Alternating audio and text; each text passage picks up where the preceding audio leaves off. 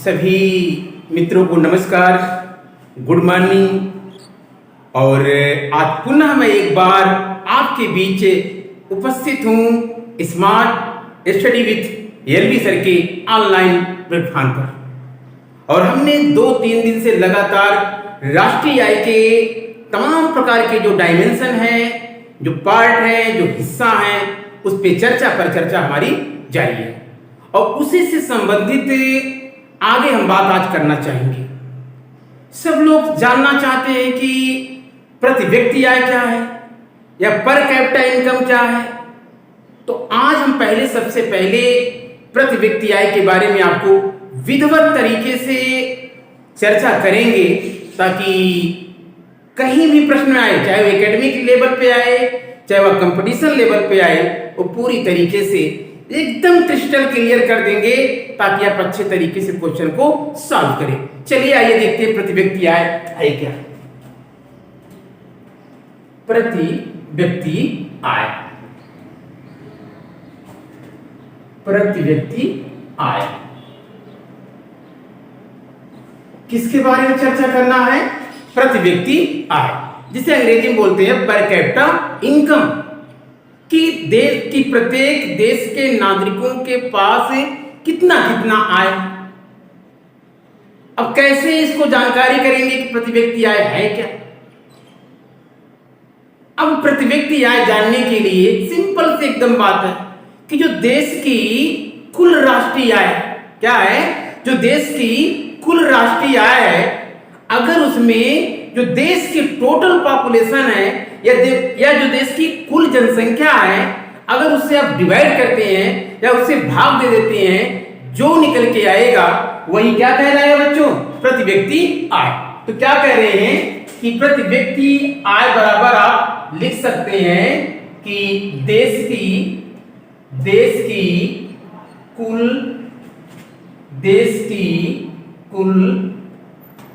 राष्ट्रीय आय बटे देश की कुल जनसंख्या।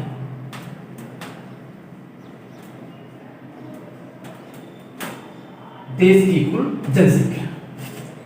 अब क्या कह रहे हैं हम लोग, चर्चा क्या कर रहे हैं, किस बात की यहां पर हम लोग विधिवत अध्ययन कर रहे हैं कि प्रति व्यक्ति आय की। क्या कह रहे हैं? प्रति व्यक्ति आय की या पर कैपिटा इनकम की। तो हमने क्या कहा कि जो देश की कुल राष्ट्रीय आय या जो देश का नेशनल इनकम है और जो देश की टोटल पॉपुलेशन है, अगर डिवाइड कर दीजिए या भाग दे दीजिए, जो निकल के बच्चों आएगा उसी को हम लोग क्या बोलते हैं? प्रति व्यक्ति आय। तो इसको फार्मूला के स्वरूप में आप मतलब लिख सकते हैं, क्योंकि एमसीक्यू में फार्मूला पूछा जाता है और जब आप लिखते हैं तो आपको इसी का विश्लेषण कर देना है। तो फार्मूला में क्या हो जाएगा? फार्मूला में ये हो जाएगा कि जो देश की कुल राष्ट्रीय आय है, क्या है? जो देश की कुल राष्ट्रीय आय है और बटे क्या कर देंगे? देश की कुल जनसंख्या। और जो निकल के आएगा प्रिय विद्यार्थियों, उसी को हम आर्थिक भाषा में क्या नाम देंगे? क्या कहेंगे? प्रति व्यक्ति आय अथवा पर कैपिटा इनकम। तो इसका सूत्र क्या बना? देश की कुल राष्ट्रीय आय बटे देश की कुल जनसंख्या। अब कभी कभी क्या होता है कि इतना बड़ा फार्मूला ना दे करके छोटे से क्या नाम फार्मूला दे देता है, और वो क्या होता है, इसको दूसरे रूप में अथवा आप लिख सकते हैं कि जो देश की क्या है देश की जो जीडीपी है, अगर जीडीपी में देश की कुल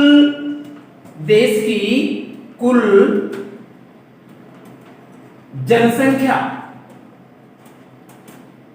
जो आपके देश की जीडीपी है, ग्रॉस डोमेस्टिक प्रोडक्ट जिसे आप लोग कहते हैं, सकल घरेलू उत्पाद कहते हैं, और जो देश की टोटल पॉपुलेशन है, अगर आप डिवाइड करेंगे, इस तरह निकालेंगे, ये भी आपको क्या कहलाएगी? क्या कहलाएगी? आपकी प्रति व्यक्ति आय। क्या कहलाएगी? प्रति व्यक्ति आय। तो प्रति व्यक्ति आय चाहे इस रूप में मिलेगा, ये भी सही है, या प्रति व्यक्ति आय इस मतलब फार्मूला के रूप में मिलेगा कि जीडीपी बटे देश की कुल जनसंख्या, तब भी दोनों बातें, दोनों उत्तर क्या है, पूर्णता सही है। तो जिस फॉर्मेट में, जिस रूप में मतलब क्या नाम आपका प्रश्न एमसीक्यू का बनेगा, उस मतलब क्या नाम है कि फॉर्मेट में आप आराम से उत्तर दे सकते हैं, कोई आपको दिक्कत होने वाला नहीं है। यदि मान लीजिए आपको लिखना है कि प्रति व्यक्ति आय को समझाइए, या प्रति व्यक्ति आय है क्या, या प्रति व्यक्ति आय का अर्थ क्या है, तो आप सीधे सीधे लिख दीजिए कि देश की जो कुल जो राष्ट्रीय आय होती है, उस राष्ट्रीय आय में जो देश की कुल पॉपुलेशन है, अगर उससे हम डिवाइड करते हैं, भाग करते बच्चों, जो निकल के आता है वही देश की क्या कहलाती है, प्रति व्यक्ति आय, अथवा मतलब क्या नाम है कि इसे औसत आय भी बोला जाता है। तो प्रति व्यक्ति आय का सूत्र क्या बना, देश की कुल राष्ट्रीय आय बटे देश की कुल जनसंख्या। अथवा आप अगर मान लीजिए इस फॉर्मेट में ना दिया हो, इस फॉर्मेट में दिया हो, तो आप सीधे सीधे जीडीपी मतलब देख लीजिए, और क्योंकि अभी हम आगे जब चर्चा करेंगे जीडीपी क्या है, हम इसको समझाएंगे सही तरीके से। और जीडीपी का यहाँ पे देखिए, जी मतलब होता है ग्रॉस, डी मतलब क्या नाम होता है डोमेस्टिक, पी मतलब क्या होता है प्रोडक्ट, तो सकल घरेलू उत्पाद बटे क्या हो जाएगा, देश की कुल जनसंख्या। तो आप इस तरीके से प्रति व्यक्ति आय को दोनों तरीके से निकाल सकते हैं, चाहे प्रति व्यक्ति आय का ये फार्मूला आप यूज कर लीजिए, चाहे प्रति व्यक्ति आय का आप ये फार्मूला अपना लीजिए, दोनों में कोई अंतर नहीं है। तो शायद मुझे लगता है कि एक क्लियर हो गया होगा कि प्रति व्यक्ति आय है क्या।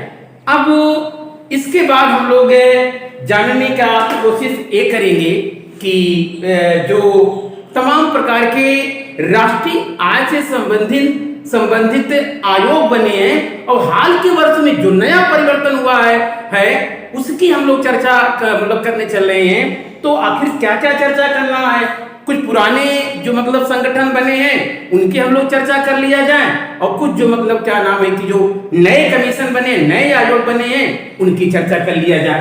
तो अब आगे हम लोग क्या चर्चा किया जाए सही तरीके से, तो पुनः हम लोग चर्चा करने चल रहे हैं कि आगे नेशनल सांख्यिकी आयोग, क्या चर्चा करेंगे, राष्ट्रीय बहुत इंपॉर्टेंट है, राष्ट्रीय सांख्यिकी आयोग, राष्ट्रीय सांख्यिकी आयोग, ठीक। या कहीं कहीं आपको मिला मतलब लिखा मिलेगा कि नेशनल सांख्यिकी आयोग, क्या मिलेगा, नेशनल सांख्यिकी आयोग। और बच्चों यहां से बहुत प्रश्न आता है, कोई भी एग्जाम आप देखते हो नए नए प्रश्न मतलब कॉन्सेप्ट ये हैं, बहुत जल्दी नहीं बल्कि 2000 के बाद वाले कॉन्सेप्ट सब हैं। और अक्सर तमाम प्रकार के एकेडमी से लेकर के आप चाहे यूपीएसआई दीजिए, चाहे पुलिस का दीजिए, चाहे सुपर टेट दीजिए, चाहे आप मतलब तमाम प्रकार के जो प्रदेश हैं उनके जो मतलब क्या नाम लोक सेवा आयोग है, अथवा जो मतलब संघ लोक सेवा आयोग है, वहां पर प्रश्न पूछे जाते हैं कि राष्ट्रीय सांख्यिकी आयोग किसके सिफारिश पे बना। पहला प्रश्न ये होगा कि जो राष्ट्रीय सांख्यिकी आयोग है, जो नेशनल सांख्यिकी आयोग है, वो आखिर किसकी सिफारिश पे बना, कब बना, और कब से कार्य करना शुरू किया, और जो कार्य करना बच्चों शुरू किया किसकी अगुवाई में, किसकी अध्यक्षता में आपका जो राष्ट्रीय सांख्यिकी आयोग है वो आखिर कार्य करना शुरू किया। और अंत में हम लोग इसको देखेंगे कि राष्ट्रीय सांख्यिकी जो आयोग है आखिर करती क्या है, वर्क क्या है, क्यों बनाया सरकार ने, आखिर जो बिल्डअप किया है राष्ट्रीय सांख्यिकी आयोग अथवा नेशनल सांख्यिकी आयोग को जो बनाया है, आखिर क्यों बनाया है, क्या मकसद है इसके पीछे। तो जरा देखिए, पहला जो प्रश्न बनेगा कि जो राष्ट्रीय सांख्यिकी आयोग है, नेशनल सांख्यिकी आयोग है, ये किसके सिफारिश पर बना है। तो बहुत ही चर्चित नाम है भारत के संदर्भ में, और बहुत सम्मान से उनको लोग याद करते हैं, नाम है सी रंगराजन समिति। क्या नाम है, सी रंगराजन समिति, सी रंगराजन समिति, ये नाम इन्होंने सिफारिश किया। प्रश्न को सुनिए कि भारत में राष्ट्रीय सांख्यिकी आयोग बनाने की जो सिफारिश है वो किसने किया? तो उत्तर आप सीधे सीधे आ जाएगा, सी रंगराजन समिति। इन्होंने सी रंगराजन समिति ने सरकार के सामने प्रस्ताव रखा कि एक क्या बनाया जाए, राष्ट्रीय सांख्यिकी आयोग बनाया जाए। और जिस प्रकार की सिफारिश सी रंगराजन महोदय ने किया, सरकार के सामने प्रस्ताव रखा, उसी के आधार पर क्या बन गया, राष्ट्रीय सांख्यिकी आयोग। क्या बन गया, राष्ट्रीय सांख्यिकी आयोग। तो बच्चों भूलिएगा नहीं, इस महत्वपूर्ण मतलब क्या ना प्रश्न पे जो हमारी आपके बीच जो चर्चा हो रही है, साझा उद्देश्य को पूरा करने की चर्चा हो रही है, ताकि क्योंकि कहीं ना कहीं हम लोग जब ये सुनते हैं कि हम तो गरीब पे घर के हैं, हम समस्याग्रस्त हैं, कोई गरीब नहीं होता है, हम मन के गरीब होते हैं। अगर हम अपनी गरीबी या अपने अनएम्प्लॉयमेंट को मतलब दूर करना चाहते हैं, उसे भेदना चाहते हैं, तो हमारा एक ही उद्देश्य होना चाहिए कि ईश्वर ने हमको जितनी ताकत दिया है, जितनी पोटेंशियल दिया है, उस पर हमको कार्य करना होगा। तो याद रखिएगा, प्रश्न अगर आता है कि भारत में राष्ट्रीय सांख्यिकी आयोग किसके सिफारिश पे बना है, तो उत्तर साफ साफ जारी करके आएगा, सी रंगराजन संघ। अब प्रश्न ये बनेगा कि जो राष्ट्रीय सांख्यिकी आयोग है, इसका गठन कब किया गया और या कब मंजूरी मिल गया? तो सिंपल सी बात है कि इसके जो गठन की जो मंजूरी मिली हुई है वो कब मिली हुई है? 1 जून 2005। कितना हो जाएगा? 1 जून 2005। याद रहेगा ना बच्चों? एकदम क्लियर कट कर रहे हैं कि अगर देखिए पहला प्रश्न ऐसे बन जाएगा, राष्ट्रीय सांख्यिकी आयोग की बनाने की सिफारिश से किसने किया था, रिकमेंडेशन किसका था? तो सी रंगराजन समिति का था। आखिर इसका गठन कब किया गया?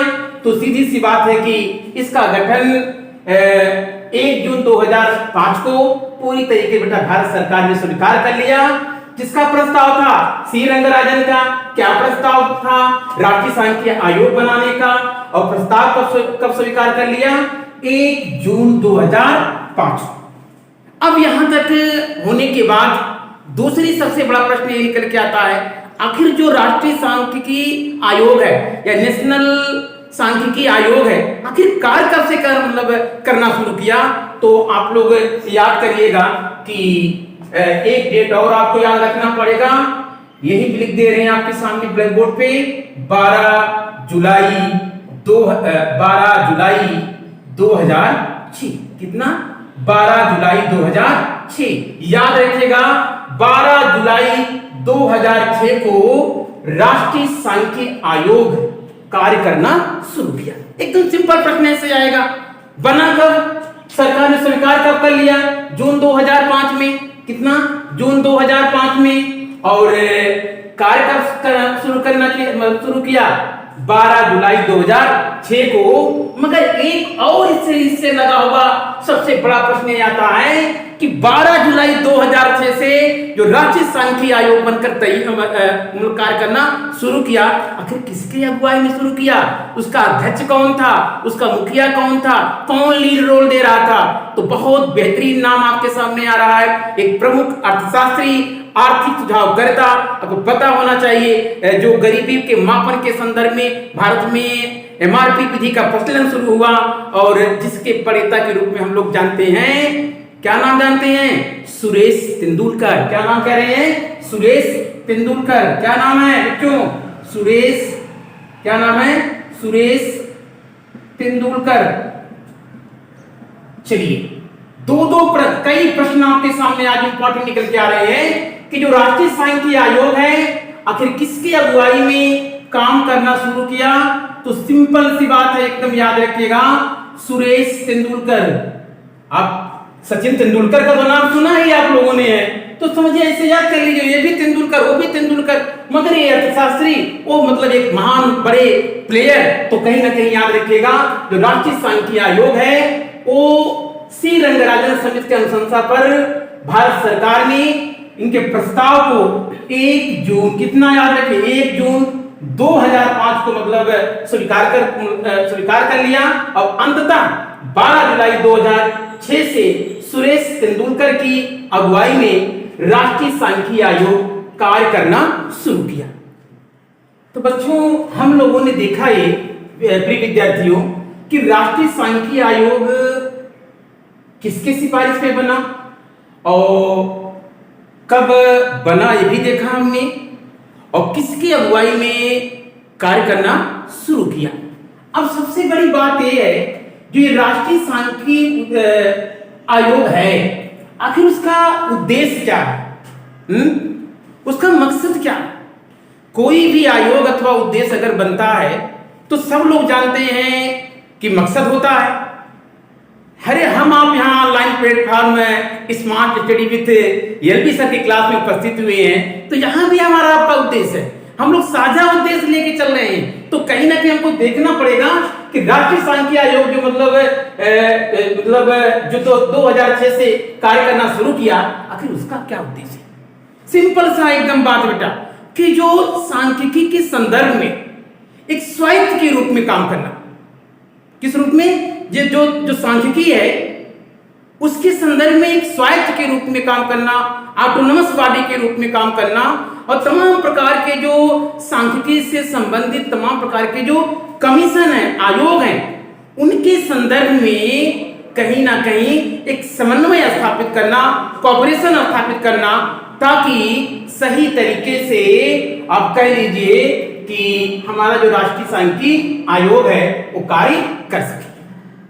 तो क्या हमने बताया कि जो तमाम प्रकार के राष्ट्रीय आय के संदर्भ में जो तमाम प्रकार के डाटा आते हैं, आंकड़े आते हैं, वो मतलब व्यवस्थित तरीके से आए, और जितनी भी मतलब संस्थान राष्ट्रीय आय के संदर्भ में काम कर रहे हैं, सांख्यिकी संदर्भ में काम कर रहे हैं, इनके बीच जो समन्वय करने का जो काम करेगा वो कौन काम करेगा, सांख्यिकी राष्ट्रीय आयोग। इसके बाद क्या करना, कभी कभी आप लोग देखते होते हैं कि तमाम प्रकार के जो मतलब क्या ना संगठन है वो आपस में कहीं ना कहीं टकराव की स्थिति में आ जाते हैं। तो ये जो तमाम प्रकार के जो मतलब आयोग बने हुए हैं, उनके बीच एक एजेंसी के रूप में काम करना, एक कड़ी के रूप में काम करना, एक पुल के रूप में काम करना, ताकि बेहतर तरीके से राष्ट्रीय आय के संदर्भ में नीतियां बन सके और देश के सामने सही तरीके से जो आंकड़ा है वो मतलब क्या निकल के आ सके। अब इसके बाद आगे ये है कि राष्ट्रीय सांख्यिकी आयोग जानने के बाद हम लोग आगे की जो चर्चा करनी है बच्चों, अगले क्लास में करेंगे कि आखिर राष्ट्रीय आय के संदर्भ जिसकी आपको बहुत प्रतीक्षा है, आप वेट कर रहे हैं कि सर कब पढ़ाएंगे, तो अगली जो हमारी क्लास होगी, जो राष्ट्रीय आय की विभिन्न अवधारणाएं हैं, उस पे हमारी चर्चा जारी रहेगी। और तब तक के लिए आपसे कहीं ना कहीं अलविदा लेंगे, मगर इस उद्देश्य और उम्मीद के साथ कि विद्यार्थियों, जीवन में बहुत टकराव आएंगे, बहुत सारे बैरियर आएंगे, बहुत सारी बाधाएं आएंगी। तो बच्चों, आपसे मेरा विनम्र निवेदन है, रुकिए नहीं, थकिए नहीं, हारिए नहीं, आप बहुत तेज बिना चलिए, चलते रहिए बच्चों, मंजिल एक दिन मिल जाएगी। ढेर सारा धन्यवाद, थैंक यू।